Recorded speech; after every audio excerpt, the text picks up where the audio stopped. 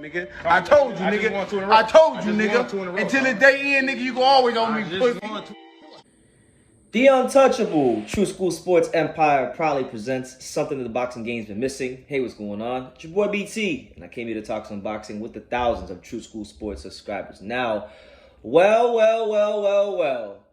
Eddie Hearn. I tried to tell Eddie Hearn on Instagram.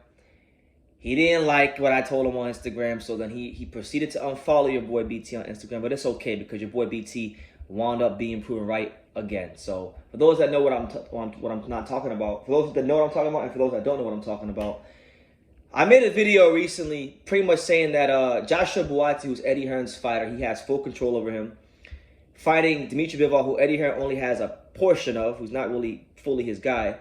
Joshua Buatsi fighting Bivol would be the biggest shit show in boxing because you have a really credible fighter in Gilberto Ramirez who's earned his WBA mandatory spot, and you had Buatsi and Hearn trying to bypass the mandatory to get the shot at Bivol. Now, I want to give a big shout out because here on YouTube, people are very quick to criticize sanctioning bodies when they do things wrong, but they're never quick to give them praise when they do something that's right, fair, and just. So I'm gonna take the time to shout out to WBA, shout out to Gilberto Mendoza, shout out to the committees and all the people that are involved in the WBA for doing what's right, fair, and just in this situation.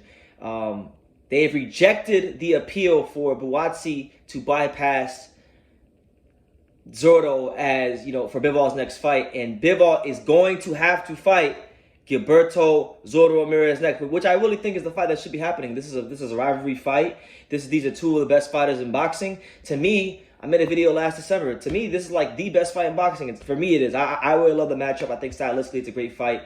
You have the Bivol, who is one of boxing's most pure, technically sound fighters in the world today. He's mastered the art of how to win a fight by unanimous decision, taking on Gilberto Ramirez, a southpaw with the old school seek and destroy Mexican style. So it's a great fight, and these two have history together. And when you factor in that the timing of this, Bivol just beat Canelo.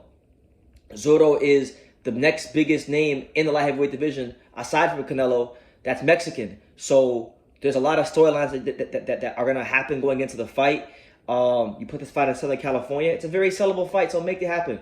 But credit to Gilberto Mendoza and the WBA for doing what's right, fair, and just. Now, I'll read you guys the quotes, and you guys can make of it what you will. So here's what the chairman of the WBA Championship Committee, Carlos Chavez, had to say about the situation. He said the following, and I quote, "The WBA Championships Committee ratified the mandatory fight between the light heavyweight champion Bivol and his mandatory challenger Gilberto Ramirez.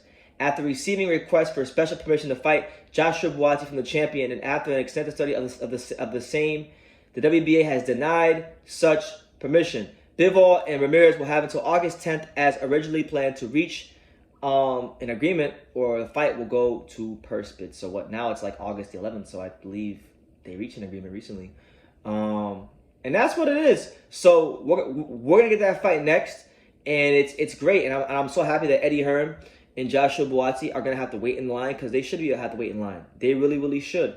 Buatsi's not mandatory. Buatsi, I think, is not even ready for that kind of fight. And on top of that, Buatsi has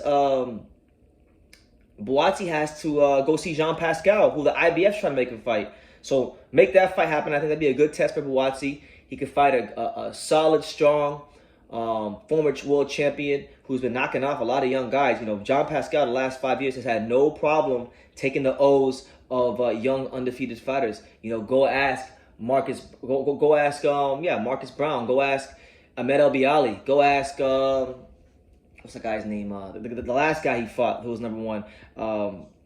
Help me out. Somebody in the comments help me out. I can't remember his name, but he was number one ranked. He's beaten at least 2 or 3 undefeated fighters over the last 5 years. So I think that'd be a good experience to see where Buatsi's at, how he deals with a strong, crafty, formidable opponent like that. Let him do that. Continue to get his experience. Let the dust settle. Let Bidabiev fight Yard, right? That's his mandatory.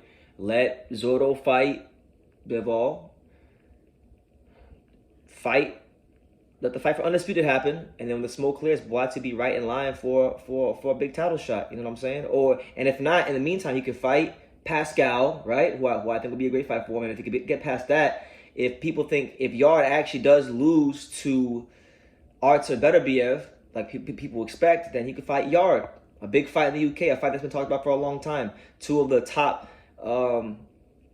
contenders and light heavyweights from the UK. It'd be a really good fight. So there's definitely options for Buatsi, but I can't begin to describe the feeling of warmth in my heart and the happiness and joy that I'm experiencing because Eddie Hearn didn't get his way. It's bullshit. I'm glad the WBA didn't give it to him, and that's what it is. And I think a lot of that has to do with the fact that this was one of those rare scenarios where what's doing right, fair, and just, and what's best from a business standpoint actually were the same thing. And that doesn't always happen in boxing. So I think it made that decision that much easier with the WBA.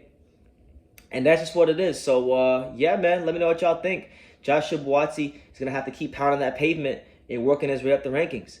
You know, we're going to get a really great fight. You know, we're going to see what Bivol can do with a much naturally bigger light heavyweight. You know, Canelo was a small light heavyweight. This guy's a much bigger light heavyweight. So you're going to have to give Bivol some credit as well. Bivol, some people wanted to criticize Bivol by saying, well, you know, when he beat Canelo's not really a light heavyweight. But you can't say that because Canelo was a former light heavyweight champion. And on top of that, Canelo was considered to be a demigod amongst all these casual boxing fans. But when they fought, you know, Canelo got exposed by Bivol. And we found out that Dmitry Bivol is creme de la creme. We found out that Dmitry Bivol was world class. We found out that he was top shelf where mama keeps the peanut butter. So, you know what I'm saying? So it's going to be a great fight. I think for Zurdo it's great too because the criticism of Zurdo all these years has been that he's never been in a big fight. He hasn't had a big name on his resume. But he's 43-0. He's maintained consistency. He was the first ever Mexican to win a super middleweight world title, not Canelo. And he's a fighter of high quality. Of how high quality, we're not really sure yet. But it looks like we're gonna get our answer very soon in the not so distant future. So I'm excited about this potential fight happening. And hopefully we get a date finalized sooner rather than later. But that's the news. So leave your comments down below. Make sure you guys take the time to subscribe because we're on the road to 50,000 subscribers. And like I say in every single one of these videos, you can love me or you can hate me, but I'm just a kid from Dania. So until next time, take it out. Thank you for watching True School Sports. No, follow this kid. Oh. You know, he's a true, it's a young, true, passionate person who follows boxing. He wakes up thinking about boxing and he goes to sleep thinking about boxing. This is true.